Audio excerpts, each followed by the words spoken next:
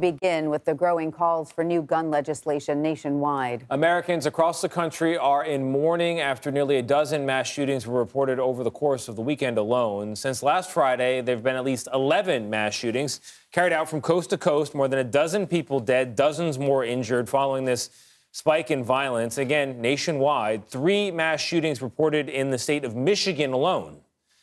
And there's one in particular we want to talk about, a brawl escalating into a shootout on a busy downtown street in Philadelphia on Saturday night. 3 people killed there, 12 more injured in that violence. And then just a few hours later, 14 people were shot, 2 killed outside a nightclub in Chattanooga, Tennessee.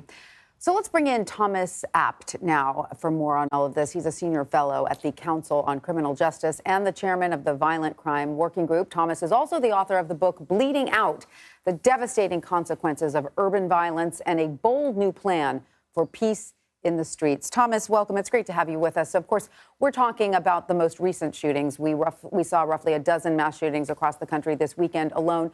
But you write about how gun violence has been an issue for decades, even if mass shootings in some neighborhoods don't draw the same public outrage as those in others.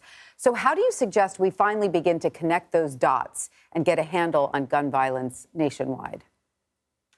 It's a great question. Unfortunately, the United States is an outlier among other wealthy nations. We have a gun violence or gun death rate that is 25 times higher than our wealthy peers.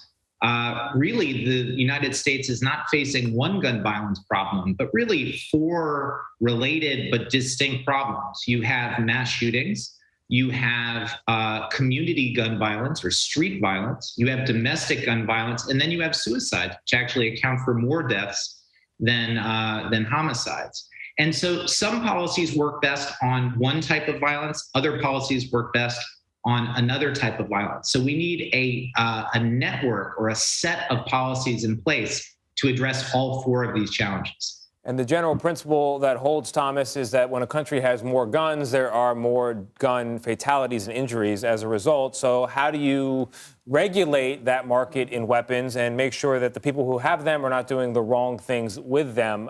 My question is a simple one at the end of the day. Do we need legislation? Can it be done without legislation? I think certain types of gun violence need to be addressed through legislation, but other types are less susceptible to legislation. So, for instance, red flag laws could have a significant impact on reducing domestic violence. They've been shown to reduce suicides. Those are laws where you can go to a court to remove guns from a house if a person is found to be dangerous, either due to mental issues or domestic violence or other things. On the other hand, bans on assault weapons or bans on high magazine clips could reduce the lethality of mass shootings like the terrible one we just saw in Uvalde.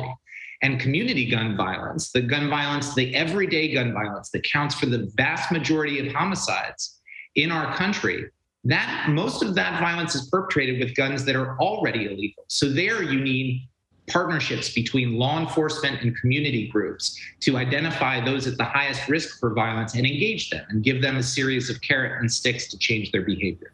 Hey, Thomas, whenever there's a conversation like this, whenever there's mass shootings in the news, a curious thing happens, which is people go out and actually buy more guns. Gun sales go through the roof. I think that's partly because legislation might somehow make it harder to access guns. I think it's also that people see other people dying in the streets and they think, I want personal protection. I don't know what's going to happen. To people out there right now who've been following the coverage and have been thinking to themselves, you know what? If everyone else has a gun, I think I want one too. What do you say? I say that there's pretty good evidence that if you have a gun in the house, the risk of you being a victim of gun violence goes up, not down.